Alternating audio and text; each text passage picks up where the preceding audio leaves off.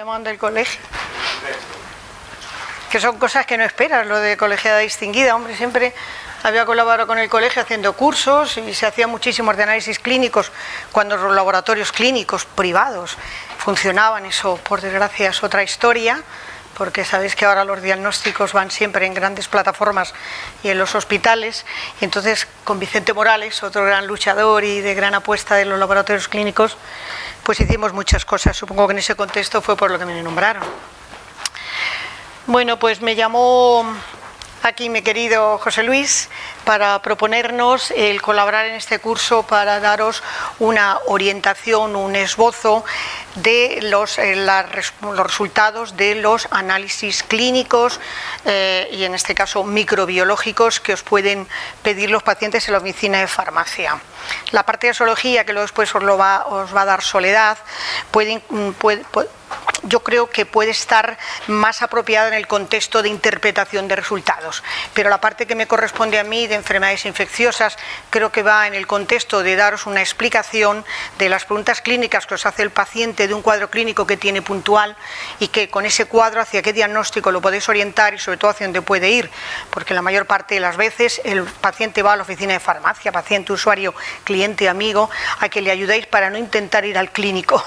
Y yo también he oído, no, si tú sabes más, ¿no? Y eso es lo que quiero ayudaros. Las patologías que hemos elegido son aquellas que creemos que más consultas tienen en la oficina de farmacia, porque esto en 2 horas no puede dar la microbiología, ¿de acuerdo?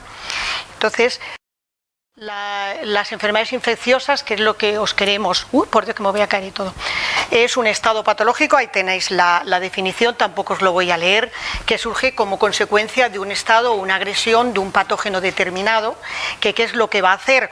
Pues va a originar una respuesta inmune y dependiendo de las características de la respuesta inmune, sintetizamos una serie de anticuerpos y tú no tienes ni siquiera sensación de haber pasado la enfermedad, o bien por tu estado inmune y tus alteraciones genéticas y del propio germen puede darte un proceso infeccioso claramente con datos clínicos y expuesto y con un cuadro clínico que tú reflejas, no que es larvado o subclínico sin darte ningún tipo de patología.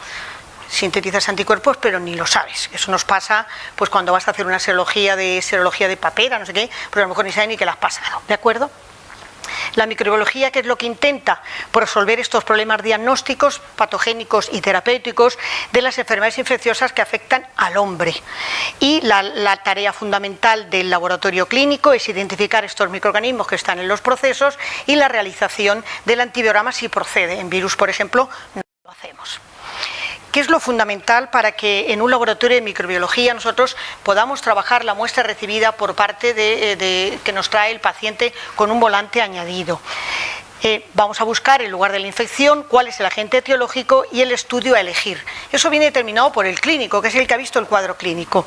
Para ello, la muestra más representativa tiene que ser la del lugar de la infección. Si tiene un foco urinario, puede sacar un hemo, pero no te llaman un exudado faríngeo. Es decir, que el proceso infeccioso localizado y nos tiene que decir tipo de muestra esta, ¿vale? Obtenida de forma adecuada, medio de conservación y transporte, también os lo voy a comentar un poco más amplio porque os puede llegar a la oficina de farmacia muchas veces cómo recojo esto, cómo recojo una orina, cómo recojo unas heces, ¿de acuerdo? Luego lo veremos. Y es importante que vayan los datos demográficos, la historia clínica, si ha tenido tratamiento antibiótico o no, porque podemos tener una infección urinaria, pero si ha tratado el microorganismo no crece. Y después la localización anatómica, pues el cultivo, orina, ¿vale? Y qué es lo que quiere, porque a lo mejor en una orina puede buscar flora habitual, bacilo gram negativos, cocos o tal, o quiere micobacterias porque está pensando en una TBC.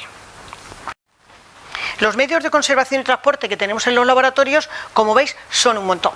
Esta parte de aquí os los he traído para que sepáis los que son, pero son frascos que no vamos a hablar hoy, porque son propios de los hemocultivos. Y el central, que es un frasco de tapón negro, es de micobacterias, cultivo de micobacterias. Esta parte de aquí son los tubos que tienen los laboratorios clínicos de serología, que quizás os comente algo Sole, pero bueno, son suero y plasma para la realización de serología o bien determinación de técnicas de PCR. Todas las demás, sí, más o menos, vamos a ir viendo a lo largo de la jornada.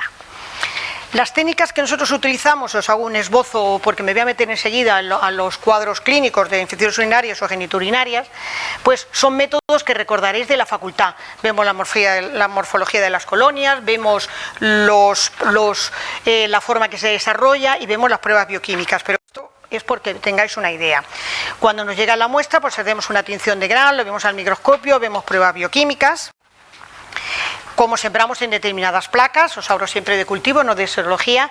Vemos también la morfología de las colonias, cómo aparecen los medios de cultivo, si crece en atmósfera de CO2, si necesita a 30 grados, a 37. Todos esos son datos que nos van poniendo lo que llamamos el carnet de identidad de la bacteria, nos va poniendo el nombre del germen. Para facilitarnos el que no estemos como en la facultad con las pruebas bioquímicas, que os acordáis que era tubito a tubito, placa a placa, pues ya existen, lógicamente, en todo tipo de laboratorios. En laboratorios pequeñitos están las galerías de API, que son las galerías que tienes todas las diferentes pruebas bioquímicas y son muy fáciles de montar y que nos da el nombre del germen. Nosotros ya tenemos sistemas automatizados donde tenemos la CMI y las pruebas, las CMIs, que son diferentes según el panel que nosotros montamos, y todas las pruebas bioquímicas que nos el nombre del microorganismo. Puede ocurrir que nosotros en los medios que tenemos habitualmente de placas de cultivo no lleguemos al microorganismo real. Entonces existe, que eso lo habéis estudiado los más jóvenes, los demás nos tocó estudiarlo después, todas las técnicas de biología molecular y la detección del DNA o el RNA de la bacteria. ¿En qué sentido nos interesa? Pues nos puede interesar cuando hay una escasa descripción, cuando tenemos nuevos patógenos, cuando queremos ver genes de resistencia, cuando queremos ver gérmenes que crecen lentamente. Entonces se hacen técnicas de PCR y sobre todo, por ejemplo, en virus. PCR virus, se hace una toma de la muestra, por ejemplo, un uso nasofaringeo y podemos ver 5 o 6 virus, incluido virus gripe, RSV, metanimovirus, rinovirus, coronavirus, todo eso es por técnicas de PCR múltiples, que lo habéis estudiado, ya digo, los más jóvenes. Estas medidas que os pongo aquí sirven, el tamaño es muy, veis que hay una regla midiendo, porque dependiendo de cada antibiótico tiene un tamaño en milímetros. Ojo con los milímetros porque no todos los antibióticos difunden igual frente a un mismo microorganismo, es decir, los núcleos de los núcleos terapéuticos, como por ejemplo los macrólidos, sus anillos son muy pequeños, sin embargo la ampicilina y la AMPI y la cefalosporina son más grandes, no por eso significa que son mejores, es decir, que cada núcleo terapéutico tiene una medida. Para atrás esta. Y aquí tenéis el caso. Esto es un disco de ciprofloxacino y esto es un disco de ácido nalidísico. Aquí que decimos que es nalidísico R y cipro S. Si nosotros informamos esto puede ocurrir que el clínico trate una infección urinaria con una norfloxacina, con una quinolona. Pero el ácido nalidísico es un líquido de screening que es precursor de mecanismos de resistencia en escalón durante el tratamiento. Luego, ese es el disco que hay que poner para ver la resistencia a quinolonas. No expresada en un principio, pero cuando ya empezamos a tratar, esta ciprofloxacina durante el tratamiento pasaría a R. Exactamente igual ocurre con los macrólidos. Tenéis la eritro y tenéis la clinda. Aquí que veis que la eritro es R, un estreptococo, por ejemplo, grupo A, y la clinda sensible. ¿Podremos tratar? Vale, pero como ha achatado entre las dos, es también inducible. Es lo que se llama mecanismo de resistencia inducible. Durante el tratamiento induce en escalón a resistencia. O bien, otra serie de mecanismos que están ahora mismo, los bacilos gram negativos, complicándonos la vida, nunca mejor dicho, que son la presencia de beta-lactamasas de espectro ampliado o espectro extendido, o bien los mecanismos de resistencia AMC. Exactamente igual, no os voy a liar, porque esto me sería meterme en mucho lío, en la que también la colocación de los discos nos permite ver esto, o el ensanchamiento, teniendo en el centro amosiclavulánico, ¿de acuerdo? Aquí no se podría tratar con ningún betalactémico y en este caso también podríamos hacer resistencia en escalón. La infección urinaria, aquí tenéis la definición. A ver, es una alteración funcional de las vías urinarias producidas por gérmenes patógenos. La forma de entrada, como sabéis, puede ser vía hematógena o vía ascendente. Ascendente significa, lógicamente, de la uretra asciende hacia la vejiga y la vejiga al riñón. Por la clasificación veis que es episodios aislados, esto sí lo oís. Infección recurrente, y tú de vías altas, de vías bajas, complicada y no complicada. Vamos a hablar de ellas un poquito.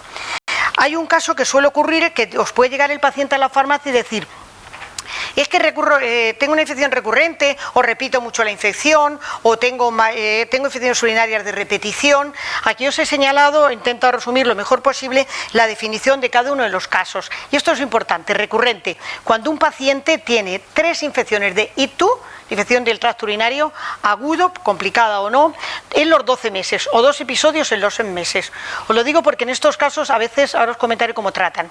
En el caso de recidivas y recaídas puede ser de 1 o 2, 3 semanas tras la infección y es el mismo microorganismo. Las causas puede ocurrir porque hay una patología subyacente, porque no ha sido suficientemente, no se ha tomado la dosis terapéutica correcta, el tratamiento de infección ha sido muy corto, el antibiótico elegido no ha sido adecuado y luego también puede ocurrir que haya un paciente que tenga litiasis renal, haya prostatitis y se nos haya complicado. Y en el caso de las reinfecciones, que lo tenéis aquí abajo, puede ser que el paciente se cure y transcurridas más de 2 semanas de la infección pueda aparecer el mismo microorganismo o puede aparecer otro. ¿Vale? En este contexto, cuando hacen infecciones de este tipo, sabéis que a lo mejor tenéis pacientes o clientes de la farmacia en la que toman un comprimido por la noche, a veces dan fosfomicina, dan Septrin, dan una quinolona nocturna, y es que son pacientes que hacen cuadros de este tipo, recurren bastantes veces, ¿vale? En la localización también es otra forma de clasificarlo porque hablamos de cistitis o infecciones de vías bajas, que son cistitis, uretritis y prostatitis, o bien de vías altas cuando ya el paciente ha hecho una pielonefritis, ¿de acuerdo? O bien si la evolución ha sido correcta. Cuando es una ITU no complicada, es un paciente pues, que no tiene ningún problema. Su tracto urinario y su función renal es normal, por lo tanto la evolución es buena. O bien ya pasamos a estos gérmenes, que son, a estos pacientes que tienen anomalías, que tienen sondas, inmunodeprimidos, diabéticos, o bien con gérmenes multiresistentes, que son más difíciles de tratar y con mecanismos de resistencia también difíciles de erradicar.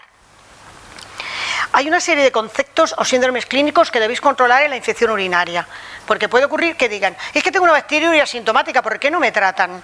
Es decir, la bacteriuria asintomática podemos encontrar en niños, en ancianos, en embarazadas y generalmente la mujer joven, que es la más habitual, es la mujer en este caso más que el hombre, en el que aparecen en 2 muestras sucesivas un elevado número de colonias, que es un recuento que nosotros hacemos, de microorganismos en el cultivo de orina, pero no tiene leucocitos, no tiene cuadro clínico, simplemente hay que controlar. Mucho cuidado con los pacientes ancianos, con la mujer embarazada y con los niños, porque a veces tienen reflujo vesicoureteral, todavía no hay leucocitos, y luego empieza leucocituria. Eso es lo que se llama bacteriuria asintomática. Cuando va acompañada, aunque el paciente no tenga clínica, y en el anciano cuidado que puede ocurrir, hay piuria, como veis, en mujeres jóvenes, en embarazadas y en diabéticos. Y lógicamente la bacteriuria asintomática hay que controlarla en todos los pacientes que tenemos aquí. Es decir, en los pacientes trasplantados está clarísimo, y durante el embarazo porque puede haber riesgo de parto prematuro y en la 16ª semana de gestación. Un cuadro también que puede aparecer de las infecciones urinarias, no solo de la infección urinaria, sino que es la cistitis. Esto sí llega muchas veces a la farmacia. Tengo disuria, tengo tenesmo de orino a menudo, tengo lo que se llama síndrome miccional. No hay fiebre, muy importante que no tenga fiebre, si no llevamos de pielonefritis, y en general su estado general es bueno, no afecta. Es raro que se acompañe de dolor suprapúbico, orina maloliente, hematuria, pero cuando es complicada sí puede ocurrir. Y también es muy importante descartar que haya en el caso de la mujer una vaginitis o uretritis, porque a lo mejor el foco, que a veces es difícil de diferenciar, decir, oye, pues tienes el prurito es vaginal, es uretral, y entonces como está todo ahí junto es complicado, ¿no? Y a veces pues hay que hacer un cultivo para descartar cándidas y tricomonas. Y en el caso del hombre, es raro en menores de 50 años, pero mayores de 50 años, hay que descartar también que hay una prostatitis o una uretritis, es decir, infección, por eso es genitourinaria. El cuadro que a veces ocurre, que no es una ITU no complicada, sino una ITU complicada o de vías altas, son ya los cuadros de pielonefritis. Los cuadros de pielonefritis los tenéis aquí, el cuadro clínico. Aquí ¿qué es lo que es más importante? Fiebre elevada. Cuidado con estos pacientes porque es la primera pregunta que le tenéis que hacer, porque a veces es muy inespecífico y el cuadro de fiebre os orienta a un cuadro de pielonefritis. En el adulto es muy raro que haya náuseas y vómitos, sin embargo en los niños pequeños es uno de los cuadros más habituales. En los niños también, aquí os lo pongo, suele haber retraso ponderal, el niño no coge peso, pero es muy inespecífico. Y el anciano, ni os digo, el anciano está murrio, no quiere comer, no veis nada que pueda ocurrir, pensar 99,9 en infección respiratoria o en infección urinaria, y a veces lo que tiene es un cuadro gastrointestinal y pulmonar. Caso especial se merece el varón, no por el hecho de ser varón, pero se merece el varón. El varón generalmente las infecciones urinarias empiezan en la mujer muy pronto, porque empiezan incluso con las relaciones sexuales. La uretra es más corta y nos infectamos antes. En el varón ocurre más tarde, generalmente en mayores de 50 años, como veis aquí, menor de 40 en algunos casos, con las relaciones sexuales. Y el problema aquí es que las infecciones repetitivas en el varón pueden dar cuadros de epididimitis y prostatitis. Es decir, que siempre que hay una infección urinaria en el hombre, se debe cultivar. En el caso de las infecciones urinarias en la mujer, hay un tanto por ciento de la población que se hace un tratamiento empírico y si ya repite, volvemos a cultivar. La mayor parte de las infecciones urinarias tratadas en atención primaria van con tratamiento empírico. Si ya recurre o recidiva, hacemos antibiograma. Si no, generalmente la respuesta es buena. Otro caso que debéis pensar si tenéis pacientes que están con sonda permanente en su casa. Los pacientes con sonda permanente en su casa, saber que la sonda a los 10, 14 días se empieza, el nicho que está cercano, pues se contamina. Entonces empieza a ir toda la flora asociada. Hay que realizar los cultivos y en el caso de una sonda permanente que empieza esta colonización, hay que hacer cultivo, ¿no?, de la muestra. Los pacientes que están ingresados en los hospitales, la mayor parte de ellos necesitan, por desgracia, ponerle sonda urinaria y esto a veces da origen a una sepsis por bacilo gram negativo, es un factor predominante. La importancia de la sonda es el cuidado, la limpieza y la manipulación. Luego os diré cómo se toma de la sonda. Y en el caso de los niños, como os he dicho aquí, también ocurre. Hay niños que durante la edad, veis aquí por ejemplo en los neonatos la proporción de varones es más alta que en las niñas, en recién nacidos, y luego ya en la edad preescolar tenemos más infecciones las niñas que los varones, una proporción de 4,5 frente a 5 de varones. Y las causas, como veis aquí, son alteraciones generalmente urológicas, que puede ser presencia de divertículos, la inflamación vesicoureteral, vejiga neurógena, es decir, que no hay un funcionamiento bueno de la vejiga, por lo tanto no cierra, tanto puede hacerlo para cerrar muchísimo y no orinar y hacer retención, como tener una orina continua de la misma, ¿no? Es decir, se llama vejiga neurógena, porque no hay relación con la orden que manda el cerebro al músculo, al esfínter que cierra de la vejiga. Uréter intravesical corto, con lo cual vuelve para atrás, y lo que más que os he señalado aquí, que es el reflujo vésico-ureteral. Ureteral, exacto. El niño, pues a veces solamente llora, y qué niño no llora, ¿no? Sin embargo, la curva ponderal plana, que tenga fiebre y anorexia y vómitos, es muy raro, ictericia y convulsiones. Pensar en infecciones urinarias. El cultivo de orina en los niños es habitualísimo. Respecto a las técnicas de la toma de muestra, aquí os lo pongo, no me voy a entretener mucho en ella porque si no esto no va a cundir nada. El aseo muy importante, separación de los labios mayores o menores, son frascos de boca ancha, y lo que hay que decirle al paciente que se lave muy bien, separe en este caso la mujer los labios, el hombre desplazar, ahora lo veréis, y enjuagar los restos de jabón, pero que deseche los primeros mililitros de la orina, recoger la parte media, es decir, la orina media, ¿vale? Y ya está. Eso sería en el caso de la mujer, a resaltar. En el caso del hombre exactamente igual, se retrae, se recoge la orina, limpiar el glande con jabón, enjuagar como es lógico, y después al paciente también que deseche los primeros mililitros y nos recoja los 20 o 25 de la micción media. La toma de muestra de los niños se complica todavía más. Los niños, como sabéis, pues se utilizan por medio de bolsas que se deben cambiar cada hora, más o menos. Es más fácil en el varoncillo porque lógicamente pues se puede poner, nunca mejor dicho, el pitillo, y entonces se puede recoger ahí perfectamente. En el caso de las chicas se contamina muchísimo más, porque a veces viene mezclada con heces. La madre se desespera, pero nosotros la hacemos venir al hospital para tomar la muestra de la orina. Se utilizan unas bolsas que nosotros vamos limpiándolos cada hora y se remiten, bueno, aquí lo que está diciendo es que si la micción no se realiza en una hora se debe limpiar, se debe cambiar la bolsa, perdonar. Y una vez obtenida se puede cortar y añadir en los frascos. Nosotros recomendamos, aparte como la recogemos en el hospital no se nos plantea problema, de que si la madre lo recoge la meta directamente en un frasco estéril, porque si está jarreando lo que puede hacer es perder el poco volumen que ha cogido, porque a veces la micción en un niño es pequeñísima. Y en el momento que el niño orine hay que quitárselo. Al niño, una vez que se le pone esta bolsita, no se puede poner el pañal porque entonces lo rejuntamos otra vez todo, ¿vale? La recogida de los pacientes con sonda, que esto sí a veces lo preguntan, a veces cuando hay un niño pequeño o un anciano o un paciente que no está con sonda y no puede orinar, pues lo que se hace es, se introduce una sonda vesical. Se limpia muy bien el perineo, introduce una sonda y de ahí se toma directamente la orina, pero no tiene el paciente sonda. Cuando tiene una sonda, depende, si la sonda es vesical, lo lógico es que intentar cambiar la sonda. Esto a veces no es posible y entonces lo que hay que hacer es, me refiero, poner una sonda nueva porque la mayoría, pasado los 10 o 14 días, lo que damos es el nicho de lo que está ahí dentro. Es desinfectar por medio de alcohol o etanol de 70%, desinfectamos aquí, pinzamos media hora y aspiramos por medio de una jeringa.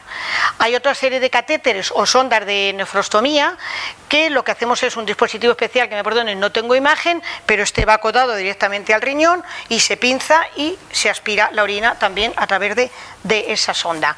Sí es importante que si la orina no se va a llevar al laboratorio, se puede conservar durante 2 horas a temperatura ambiente, pero lo mejor es que la guardemos si la vamos a llevar al día siguiente, por ejemplo la recogemos a mañana y todavía no puede ir, la dejemos guardada en el frigorífico. Se mantiene menos de 24 horas. Actualmente lo que está funcionando son medios de transporte con conservante, que es el ácido bórico.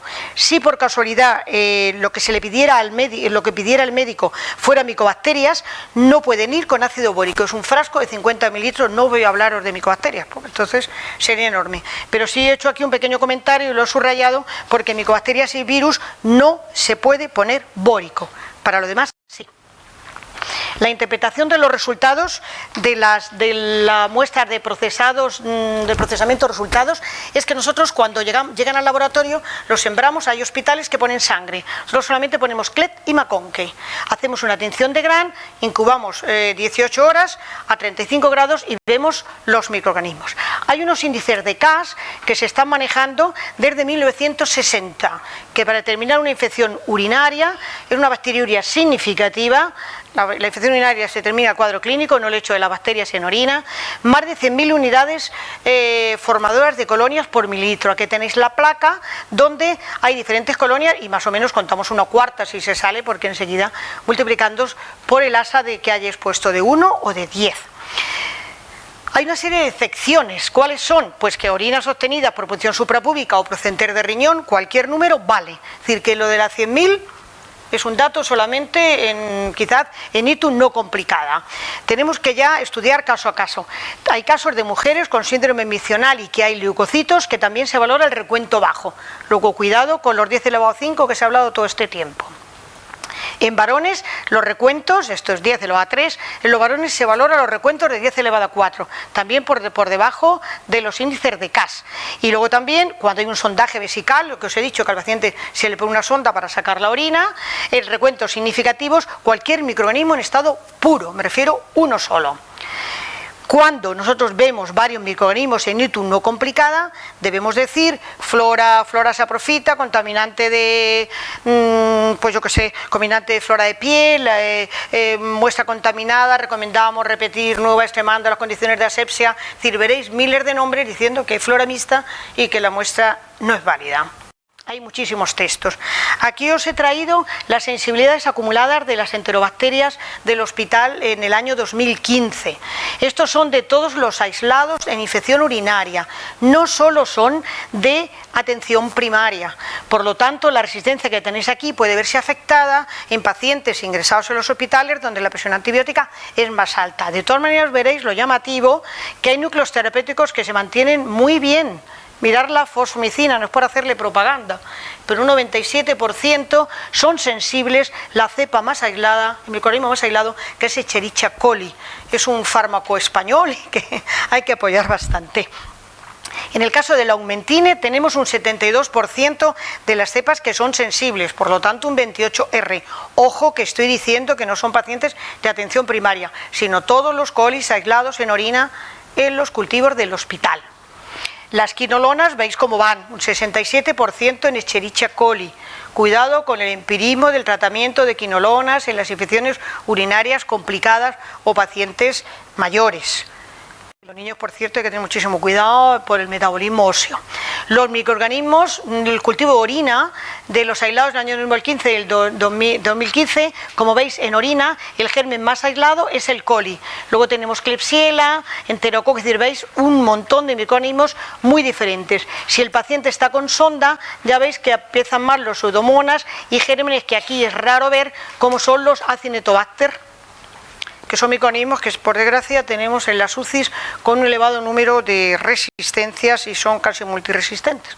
Se está poniendo colistina en aerosol, fosfomicina intravenosa en presión continua, es decir, gran cantidad de tratamientos para una respuesta bastante complicada. No me voy a meter en tratamientos porque no es el tema, pero sí os he hecho aquí un pequeño resumen de las cistitis no complicadas. Habitualmente no se realiza cultivo, como os he dicho. El clo, por cierto, le falta una L, me empeño en ponerle co. El clotrimazol son 3 días, fosfomicina, trometranol y quinolona, amoxiclavulánico y cefalosporina reservada para cuadros más complicados. Cuando ya es una cistitis complicada en pacientes que han tenido tratamientos previos, veis que ya vamos, también continuamos con fosfomicina, aunque se trata más días, y hay que tener cuidado y hay que hacer cultivos para ver mecanismos de resistencia. Y en pielonefritis, habitualmente el paciente se le pide también un hemocultivo porque suele hacer bacteriemias y suele ser intravenoso y con cefalosporinas de tercera generación.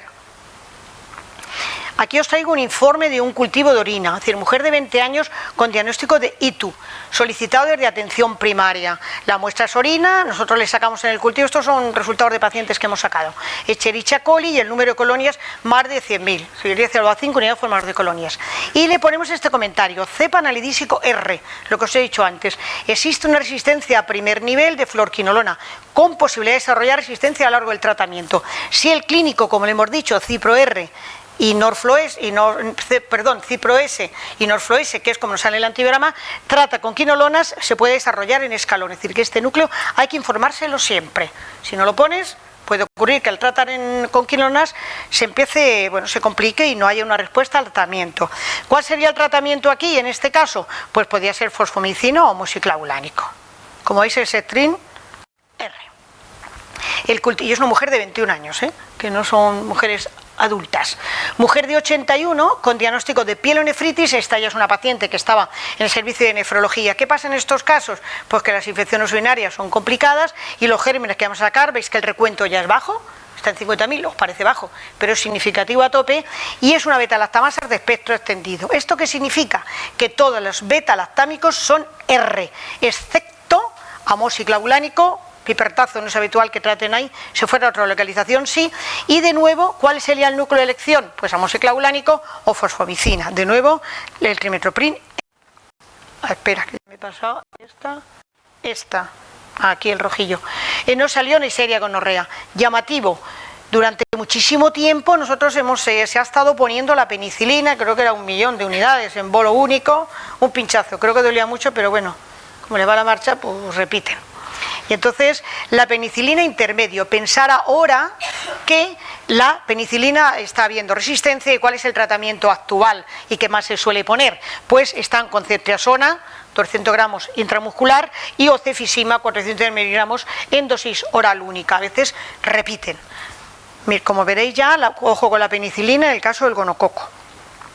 Los cultivos para la mente, a este paciente se le hizo cultivo como todas las ITS, de micoplasma genitales. El cultivo de tricomonas también fue negativo y la detección de antígeno de clamidia en este caso fue negativo. Hay otro cuadro que también nos comentan bastante, que son la vulvovaginitis, tenemos secreción vaginal, y los patógenos más habituales son tricomonas, cándida y Gardnerella. Es un proceso, de nuevo, como os digo, inflamatorio. La muestra si se recoge mejor con espéculo sin lubricante, pero bueno, si no es porque a veces en los centros de salud le dan la turunda a la señora para que haga autotoma. Es preferible que la enfermera, la matrona, que suele estar en los centros de salud, haga la toma de la muestra para ver aquellas zonas donde haya una secreción más abundante y tomar de esa zona del exudado, y si no, del fondo del saco, porque si no, a veces, hombre, la mujer está ya muy acostumbrada por el uso de tampas y tal, pero utilizar una torunda, pues a quién le da miedo. Entonces la muestra la toman así como por fuera, y eso no vale, porque hay que llegar a fondo de saco sobre todo para buscar cándidas. Pensar que estos son los gérmenes más habituales, pero hay otra serie de muestras, otra serie de causas que las tenéis aquí: el jabón, los geles, premenstrual, posmenstrual, los polenes por gramíneas, el DIU, el pesario, el tampas. Es decir, que cuidado con la vulvovaginitis, que no tienen que ser todas infecciosas. Hay un cuadro clínico, no que se vean muchas, pero sí hay tricomonas, que en este caso en el hombre es subclínico y es el reservorio. Lo pasa a la mujer porque no se trata a lo mejor o bien se reinfecta, y en el caso de la mujer sí tenéis una secreción vulvar muy productiva. El color ya pasar, pero vamos, en cándida es habla blanca y aquí es amarillo, eso a veces no está tan claro, y con un prurito muy intenso. Hay una vulvitis irritativa y lo que hace es en el cervix, en el cuello del cervix, que sabéis que es la parte que pasa del cuello, es lo que se accede al útero, lo que va desde la vagina al útero, eso se llama cuello del cervix, y suele tener un aspecto aframbuesado, es decir, viene muy dirigido por parte de los ginecólogos, aunque nosotros generalmente lo que hacemos es cultivo en medio rayon y ver un fresco donde la tricomonas, que es un protozoo, se mueve, ¿vale? Los tratamientos, pues ponen metronidazol y hay que tratar siempre a la pareja. La candidiasis vaginal es un cuadro que os consulta muchísimo y se hace pues el Canesten, o los que yo los nombres comerciales ya no me los sé mucho, pues yo estoy en la farmacia, pero hay una serie de fármacos liberados de la industria que puede dar el farmacéutico, son óvulos vaginales, ¿no?, que no necesitan prescripción. El Ginecanesten, no, por eso te digo, decir que la composición es el cotrimazol. Pues te digo, bueno, pues es uno de los tratamientos. Aquí tenéis los imidazoles, que se puede tratar perfectamente. En el caso de que estemos con una Candida albicans no hay ningún problema, pero en esta diapo sí os he querido resaltar la presencia de glabrata. Ojo con ella, que tiene mecanismo de resistencia sobre todo a los fluconazoles, ¿vale?, al fluconazol. Y si la respuesta no es buena, alguna vez, no sé si en la farmacia habéis preparado, pero yo sí sé que el Rosario ha tenido que pedírselo a la mujer de... ¿cómo se llama? ¿Quién lo prepara? Tu madre, Teresa, ¿no? Tu madre. Pues no sabía que eres hija de Teresa, pues encantada de conocerte. Tu madre ha preparado las cápsulas de gelatina con ácido bórico. Eso es para glabrata, ¿vale? Entonces, esto tenerlo en cuenta, porque si una paciente os dice que tengo una glabrata y no responde, y para tal, y fluco, y para acá, y para allá, pues pensar que ese puede ser el tratamiento, ¿vale? En este caso, de nuevo, pues como veis, pues todo el cuadro, diríamos, florido de la candidiasis. Cuando las formas son crónicas hay muy poquita secreción y, sin embargo, cuando es una forma aguda suele hacer una secreción blanquecina. De hecho, a veces cuando cogemos la torunda, pues es que hay moco blanco y eso está lleno de Candida albicans. Hay otro cuadro que es la llamada vaginosis, no sé cómo voy, vaginosis bacteriana, es que aquí me animo y esto es un peligro. La vaginosis bacteriana, que también os aparece, os hablo de los cuadros más importantes, porque patologías hay miles, que es la Gardnerella vaginalis. ¿Qué es lo que vemos nosotros en el laboratorio? En el laboratorio vemos en la tinción de Gram, que siempre hacemos en las muestras, como las células, se llaman las células cebadas o células clave, que la Gardnerella se deposita por encima de las células y hace que pierda el borde. A veces no está tan claro y ponemos dudosa vaginosis. Esta vaginosis es lo que se llama la vaginosis bacteriana, que eso también lo puede decir un paciente. Pues me han puesto metronidazol porque estoy con una vaginosis, porque sepáis que es la Gardnerella. Y no suele estar sola, suele estar con anaerobio, bacteroides, Streptococcus y Mobiluncus. Esto no se cultiva, ¿vale? No se cultiva porque la respuesta es malísima y lo que hacemos es la visión en el fresco y nada más. Y con la tinción de Gram, que se ve tanto en fresco como en Gram. Puede estar o no disminuido la presencia de lactobacilos y los tratamientos los tenéis ahí. Pues más rapidito, que si no va a dar tiempo. Aquí tenéis las características de la secreción vaginal normal, la cantidad variable, blanquecino, la presencia, podemos tener algunos leucos, que no necesariamente es un proceso infeccioso, y la presencia de bacilos gram positivos o lactobacilos. Cuando los lactobacilos se alteran, pueden dar lugar a presencia de procesos infecciosos, pero también puede ser una alteración oestrogénica o bien en la menopausia, porque ya no hay lactobacilos. En este caso, en la vaginosis bacteriana, que es el cuadro anterior que os he dicho, veis ahí que como tenéis una célula completamente cebada, es un frotis muy sucio y lleno de cocobacilos gram negativos, gran variable que se llama pequeños, y la presencia de células clave o células CLU.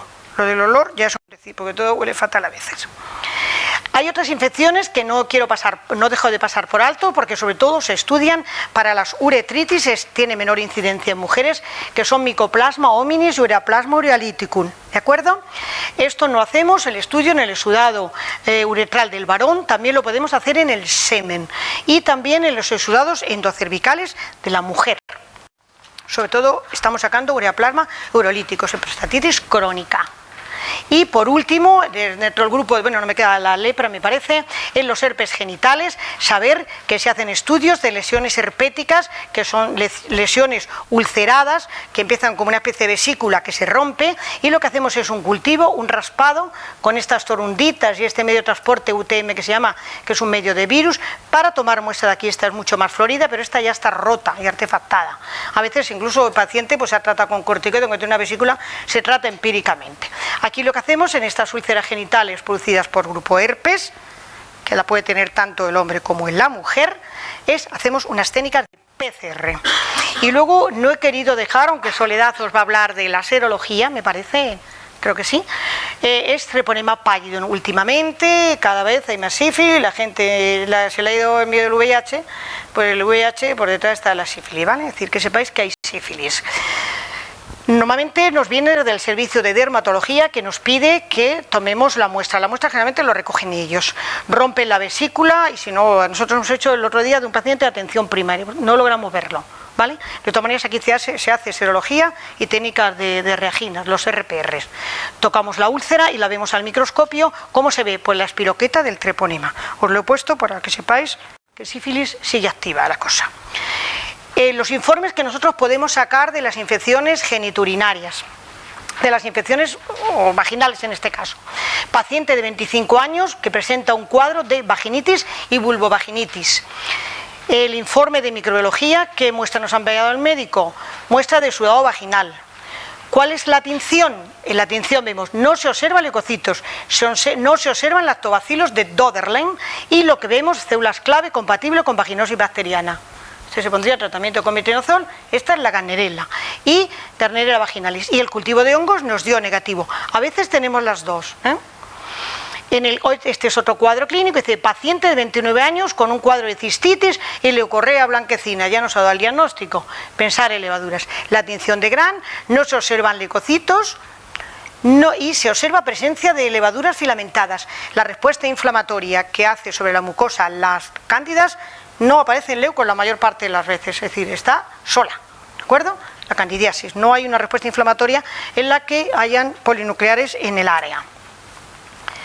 Cándida albicans, o bien, esto también lo he traído, pues una niñita de 8 años que tiene un cuadro de leucorrea, que no es muy habitual en los niños, con eritema y prurito vulvar.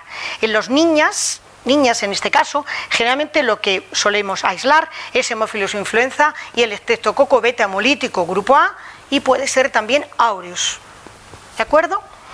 Que son los cuadros. Es raro que haya candidiasis, a no ser que esté tratado con inmunosupresores o con tratamientos previos por causas distintas. Las cándidas no es habitual en niñas.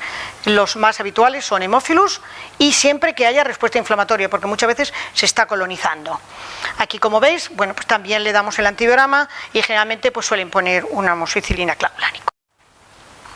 Aquí tenemos un caso clínico de una paciente de 21 años que acude al ginecólogo con un cuadro de prurito vulvar hace una semana. En la exploración es un eritema vulvar de sudado espeso y blanquecino y la paciente informa, como suele ocurrir en todas las candidiasis, que ha tenido episodios de repetición muy similares. Pensar que en una proporción bastante alta las mujeres somos portadoras de levaduras en el suelo vaginal y por eso no hay clínica. Cuando hay factores desencadenantes empiezan a hacer el cuadro y hacen ya una leucorrea, pues una vaginitis por cándida o por levaduras. No hay relaciones sexuales en el último mes, esta es la pregunta clásica de todo clínico, por si tiene que descartar otras ITS, y comenta que ha tomado durante 7 días amoxicilina clavulánico por un cuadro de faringoamigdalitis. Y justo el cuadro con la cistitis y el prurito vulvar aparece cuando ha finalizado el tratamiento. Esto si os llega habitualmente a la farmacia, está tomando antibiótico y ahora empieza con no sé qué, ya estoy con la cándida otra vez, y es verdad, ocurre, ¿no? Entonces se realiza el cultivo del exudado vaginal y el clínico instaura el tratamiento con óvulos de clotrimazol. Perfecto. ¿Qué podemos hablar de aquí? Probable desencadenante, el tratamiento antibiótico. Paciente con cuadros similares, probable estado de portador, es decir, estado de portador, pues tira la cándida, a lo mejor no hubiera tenido. El microorganismo esperado, ¿cuál es? Candida albicans, que es el que más aislamos siempre. Pero resulta que el caso de esta paciente era una paciente que nosotros, lo que se aísla, no es una paciente nuestra, Candida glabrata o Torbulosis glabrata, que se llamaba antiguamente, es la segunda levadura aislada en los cultivos de sudados vaginales. Probable fracaso del tratamiento con azoles. Los tratamientos de elección es lo que os he dicho: los óvulos de ácido bórico, óvulos de nistatina. Ahí os he puesto esa placa porque tenemos placas cromogénicas para ver las diferentes cándidas. Las cándidas que albicans son estas, las demás pues son cualquiera. Señalaros con esto que, ojo, que si una paciente que está tratado con azoles o incluso con el cotrimazol y no hay una buena respuesta al tratamiento, que hagan un cultivo, porque puede ser que no estemos frente a albicans y que estemos hacia torbulosis o tropicalis o glabrata, ¿de acuerdo? Eso es lo que quiero que se os quede claro. Pasamos ya, para acabar esta primera parte, a las infecciones gastrointestinales. ¿Qué tal? ¿Bien? Es entretenidillo, dibujillos hay, yo ya no sé si os gustarán o no, pero dibujillos he intentado poner lo máximo posible. Las infecciones gastrointestinales pueden estar producidas por bacterias, pueden estar producidas por virus, ahora os diré cuáles, pero también por parásitos, con lo cual esto también es otro cajón enorme, ¿no? En este cuadro, que por cierto es de una revista que en el ESO voy a poner de dónde es, ¿cómo se llama? Ámbito farmacéutico, y creo que ponía que no se podía copiar, pues yo es que lo he copiado, porque me ha parecido que está estupendo, y lo voy a poner abajo, lo referencio y ya está, que se me ha olvidado ponerlo, ¿no? Vale, está muy bien. Veis que tiene la edad, porque nosotros estaban a medias, mira que bien está hecho por 2 boticarios. La edad, vómitos, fiebre, diarrea, aquí tenéis el cuadro, es decir, que viene muy bien para hacer la clasificación, porque es que hay muchísimos microorganismos y complicado de hacer los cuadros clínicos en un solo paso. No me voy a entretener en ellos, pero para que los veáis ahí. Y en las gastrointestinales, que también virales, adenovirus, el norovirus, que son los que estamos nosotros viendo ahora, el norwal, o los rotavirus, que son los que más aislamiento, nosotros no cultivamos, detectamos antígeno, tenemos en el laboratorio. Las muestras generalmente, ¿qué se cogen? Heces, en los primeros días de la fase aguda de la enfermedad, pues si no, a veces está decapitado y no crece, no porque haya tratamiento antibiótico, porque no se tratan, es decir, hay que intentar no tratar. Por ejemplo, salmonela se acantonaría, pero bueno, a veces hay un cuadro con bacteriemia y no hay más remedio, ahora lo diré cuándo. La cantidad mínima es 1 gramo, pero por favor decir a los pacientes que no nos lo llenen entero, porque es que destapamos y no te digo aerosoles, no es que sale disparado, lógicamente. Entonces vosotros en la farmacia tenéis con una cucharita, lo que sea, pues 1 dedo, 2 dedos, si nosotros con poquísimo sembramos, es decir, ¿vale? Que luego recogen en un recipiente limpio, que es la complejidad del paciente, no se ha venido a recogerlo porque es que no tiene un depresor, no tiene, es decir, que yo entiendo que a veces les pedimos cada cosa que vamos, pero bueno, por lo menos el recipiente limpio y que no esté mezclado con orina ni con detergentes, porque a veces viene mezclado y vienen las heces y viene en orina, ¿vale? Porque yo creo que casi defecan en el frasquillo. Los hisopos rectales, los medios de Cary Blair que se utilizaban antes no son recomendables, solamente en adultos y niños debilitados que no hay manera de recoger heces. Y no es válido para detección de antígeno ni toxinas. Nosotros, como tenemos el servicio digestivo, a veces nos mandan biopsias intestinales, no es habitual, que vienen con solución fisiológica dentro de estos frasquitos para buscar campilo, salmonela y parásitos. Y siempre, como siempre decimos, que no haya antimicrobianos circulando, porque nos pueden hacer que el microorganismo causal no lo recuperemos. Aquí tenéis lo que nosotros hacemos en el laboratorio. Esto también es una rectificación que, como lo voy a mandar de nuevo, en lo que tenéis impreso, a lo que se llama diarrea aguda, había puesto mayor de 14, mayor de 30. No, menor de 14, mayor de 30. Pero vamos, en la presentación lo tendréis corregido, porque aquí, al insertar el símbolo, lo puse igual. Se llama diarrea cuando tiene más de 3 deposiciones de consistencia alterada o líquidas al día. Eso es una diarrea. Cuidado, que a veces el cuadro clínico es una colitis ulcerosa o colitis pseudomembranosa y no tiene nada que ver con un estudio bacteriano, pero el copro siempre hay que hacerlo. Tiene una elevada morbimortalidad, lógicamente, no en nuestra área, que es una área sanitaria sana, entre comillas, con una calidad de atención sanitaria buena, pero en países pues no tiene nada más que ver el ejemplo de Haití, ¿no? Yo no voy a hablar de cólera, pero la incidencia de estas infecciones es enorme. Tenemos una gran cantidad de medios de cultivo. El coprocultivo se complica mucho. Las diferentes placas que ponemos, pues para ver, por eso lo he puesto ahí, para buscar Salmonella Shigella, para buscar Yersinia, para buscar Aeromonas, para buscar Clostridium, es decir, hay 20.000 medios selectivos, ¿vale? Y medios de enriquecimiento, que creo que lo he puesto ahí sí, el caldo y el selenito, lo demás son placas. Después, ¿qué es lo que hacemos en el laboratorio? Pues el diagnóstico microbiológico sería hacer el coprocultivo y en el caso de los virus, detección de antígenos virales. Los virus que detectamos son rotavirus, adeno y noro ahora mismo. Antes teníamos rota, adeno y astro, pero cogíamos poquísimo. Vamos a ver si hemos cambiado de técnica, a ver si aislamos o recuperamos, detectamos más norovirus. No es habitual que en régimen ambulatorio se detecte las toxinas de Clostridium difficile. El Clostridium difficile es una infección propia de los hospitales con tratamiento que origina una colitis pseudomembranosa.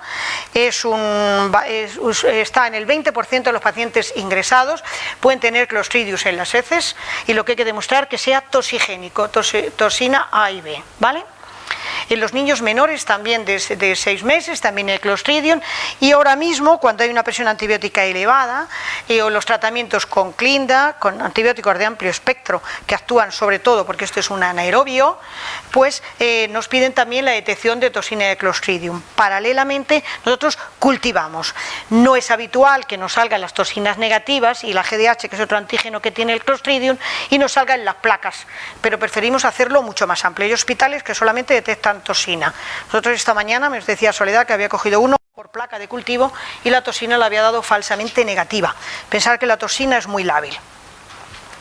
Los patógenos de las bacterias que hemos aislado en el año 2015, en los coprocultivos veis las que tenemos aquí: Salmonella, Aeromonas y Campylobacter. Campylobacter sobre todo en niños, ¿vale? Después tenemos, en el caso de los virus, veis que es rotavirus. No sé si se ve muy bien, pero bueno, porque la letra es negra, por cierto, lo veo yo más clarito en el ordenador. Adenos, y veis que como astro casi habíamos sacado muy poquito el año pasado, porque esto es 2015, en el 16 decidimos cambiar a noro. A ver si pillamos más. El tratamiento, es decir, el tratamiento es reposición electrolítica, es decir, que no se deshidrate, no se hace tratamiento antibiótico, solamente en algunos casos. Pueden, paciente grave, paciente debilitado, en un niño de muy bajo peso, en neonatos, es muy raro. O bien un paciente que dice yo no aguanto, que tengo casos muy cercanos y me voy a tomar yo mis quinolonas que están muy ricas. Pero vamos, a ser posible no intentar hacerlo. Se hace también, a no ser que haya haya hecho una bacteriemia, no será el primer caso, pero tenemos un niño, una niña que ha sido trasladada al Hospital de La Paz con 3 añitos de edad por una infección por salmonela que ha hecho una bacteriemia y un fracaso hepático. Lógicamente se ha trasladado a La Paz para trasplante. Ojo con hacer un seguimiento del estado del paciente, ¿de acuerdo? Es decir que, como siempre, reposición electrolítica y mucho control. Aquí tenéis los tratamientos, exceptuando niños, que lógicamente no se ponen quinolonas en cada uno de los casos, cuáles son los fármacos que se pondrían. Y aquí tenéis los informes microbiológicos que podemos dar. Paciente de 62 años de edad que está ingresado en medicina interna con un síndrome diarreico. La muestra que nos llega son heces. Y en el cultivo, pues nosotros decimos negativo.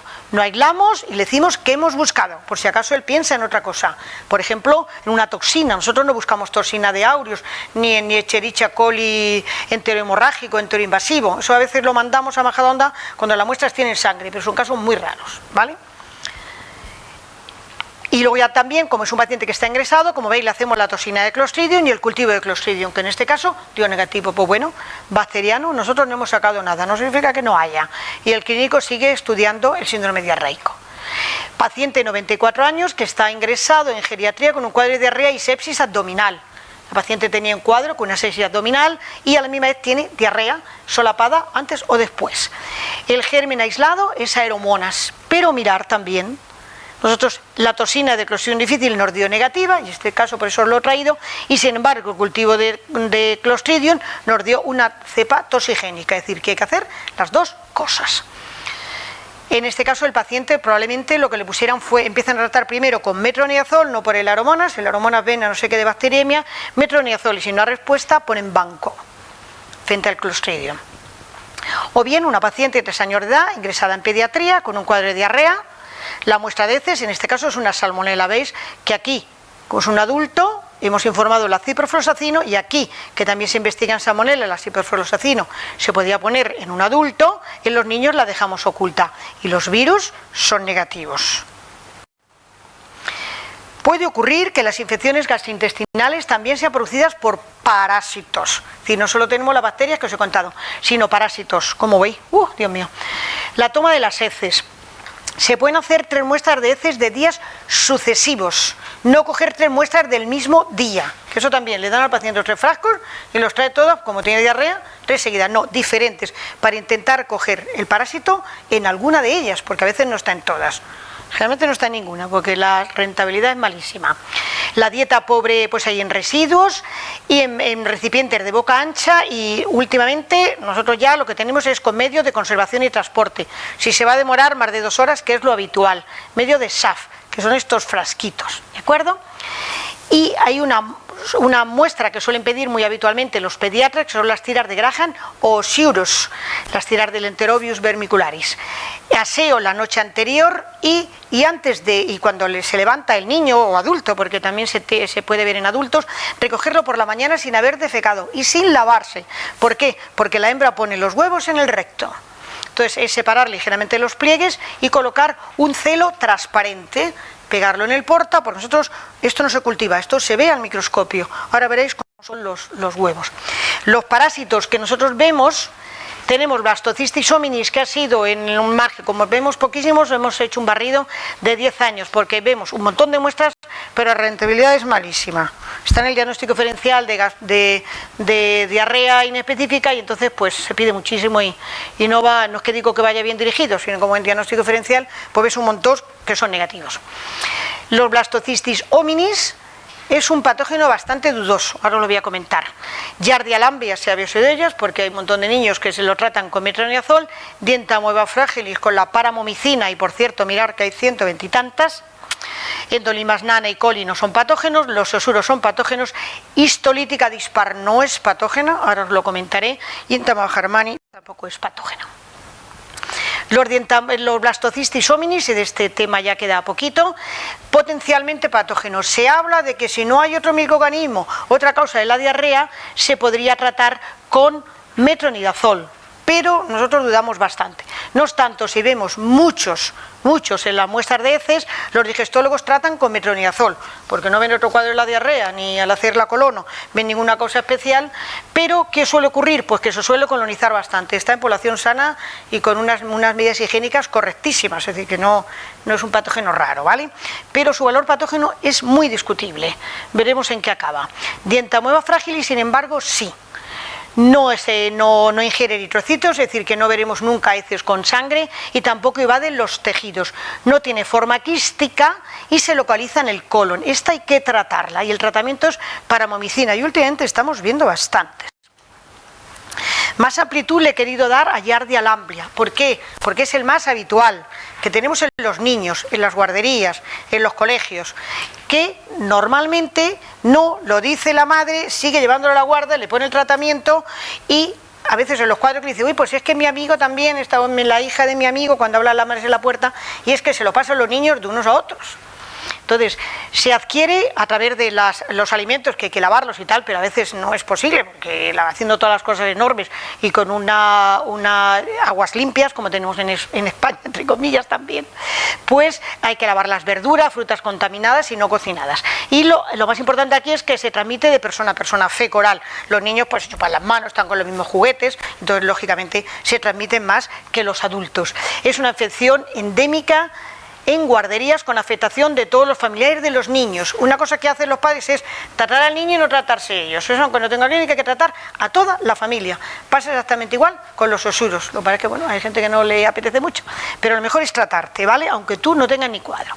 El cuadro clínico puede ser asintomático, con lo cual pues está ahí viviendo con un estado de colonización asintomática, y esto es lo que hace que se lo pase de unos niños a otros. Su periodo de incubación, veis que es muy amplio, y a veces ya cuando hay un cuadro claro, con diarrea, que eso lo vemos principalmente en adultos, acuosa y fétida y dolor, pues nos lo mandan ya los internistas, por ejemplo, y digestólogos, y vemos estos quistes que sí tiene forma de trofozoito y forma quística. No me meto cómo son porque no merece la pena el caso. Es muy importante el control de portadores, por lo tanto, ojo en la guardia de los niños que tengan giardia. Exactamente igual pasa con enterovirus.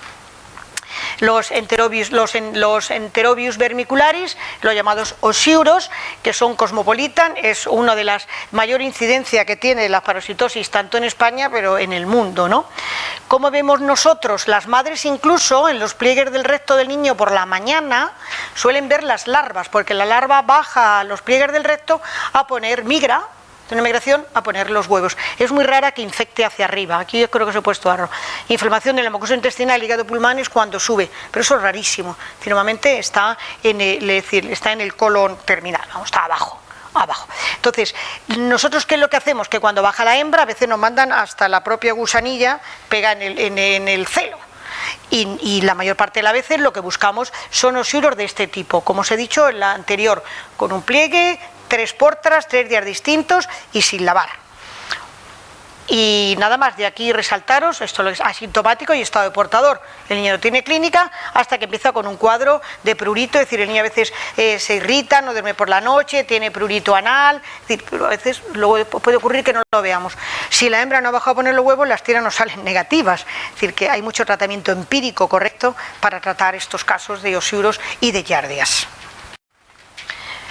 La entamoeba histolítica es muy raro verla, la vemos solamente, no hay ameba histolítica en España, la vemos en los viajes a Egipto, eso bueno, cuando íbamos a esos sitios, ahora ya han vuelto todos a las playas nuestras, ¿no?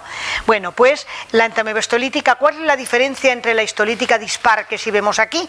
Pues que esta es hematófaga, y entonces vemos diarrea con sangre, porque los quistes son idénticos y no los podemos diferenciar, ese es el cuadro clínico, ¿no? Y luego pues que ha viajado, que no sé qué, esta sí hay que tratarla con metronidazol, paramomicina o cloroquina, y tiene también formas quísticas o formas ameboides. Yo vi un caso de un paciente que venía de Egipto, por cierto, perdió cerca de 8 kilos y era un chico joven que se había ido de viaje de novios y vino el pobrecito bien. La ameba se desplazaba perfectamente, estaba llena de hematí, es decir, la sangre era, bueno, para haberte hecho una colonoscopia, ¿no? Bueno, pues era una entamoeba histolítica. No es habitual ya que veamos esto, pero he querido poner unas diapos, que es el Ascaris lumbricoide. Vemos, estos son los huevos que nosotros vemos en estas infecciones parasitarias, y a veces nos han traído, Isabel los tiene guardados en formol para los cursos de formación de los alumnos de los TEL y de la Facultad de Medicina. Isabel Barros, otra analista clínico que lleva parásitos. Ascaris lumbricoides, pero yo hace por lo menos 3 o 4 años que no veo un huevo de Ascaris. Así que nuestras medidas higiénicas son ya muy buenas y no se ven. Pasa exactamente igual que las tenias, que también os lo he querido poner para que no se os olviden, porque bueno, podéis tener el caso de algún paciente en el cual nos han traído los segmentos o los proglótides, que para poderlo diferenciar, para poder ver si ha eliminado totalmente la tenia, pues tenemos que ver la cabeza.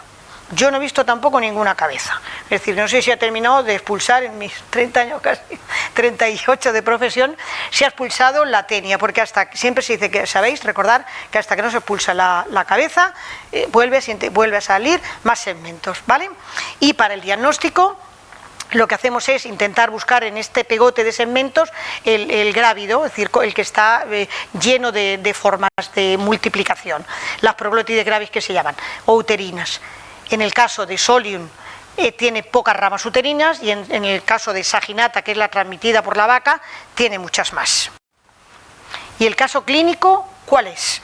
Pues el que os podéis figurar: niño de 6 años sin antecedentes de interés, que presenta cuadro de diarrea de 7 días de evolución, sin fiebre ni vómitos. Cuidado que la gastroenteritis por salmonela, aeromonas, campilo no tiene por qué tener fiebre, ¿vale? Ni vómitos, pérdida de apetito, dolor abdominal y flatulencia. Este dato puede ser un poco orientativo de giardia. El aspecto de las heces también son muy pastosas, muy fluidas, muy pastosas, más bien como mucosas. Y es buen estado general, con ruidos aéreos intestinales, es decir, está hablando de un cuadro clínico clarísimo de giardia. La madre relata que la defecación se produce después de las comidas y a veces acompañada de náusea, eso es un dato más. Y algún niño de su colegio ha presentado cuadro similar en las últimas semanas. Aquí estamos, frente a una giardia. Las pruebas solicitadas, pues las muestras son heces, cultivos son aerobiosis, el cultivo en aerobiosis nos sale negativo, los antígenos virales, porque claro, el clínico se ve obligado a pedir todo. Norovirus, rota, adeno son negativos, y el estudio de parásitos en las 3 muestras observamos Giardia lamblia y no vemos Ossurus. ¿De acuerdo? Pues eso es. Esa es la parte correspondiente a las infecciones genitourinarias, y después no sé si ha sido gastrointestinales ya, porque tanto llevo, y esa es una parte. Me encantaría que el tema fuera 1 hora, pero os voy a calentar la cabeza otra hora más. Mi pregunta es, ¿queréis algo de esto mejor ahora? ¿Tenéis alguna duda? Sí, antes de que se olvide, o algo a resaltar, algún patógeno determinado. No me refiero, porque como está así más fresquito, o nada, cuando lo estudiéis, pues ya tenéis dudas, me llamáis y yo encantada de hablar con vosotros. Vosotros decís, Mariló, esto lo has puesto mal. Bueno, pues muchas gracias. Voy a beber un poco de agua mientras que me pone la otra.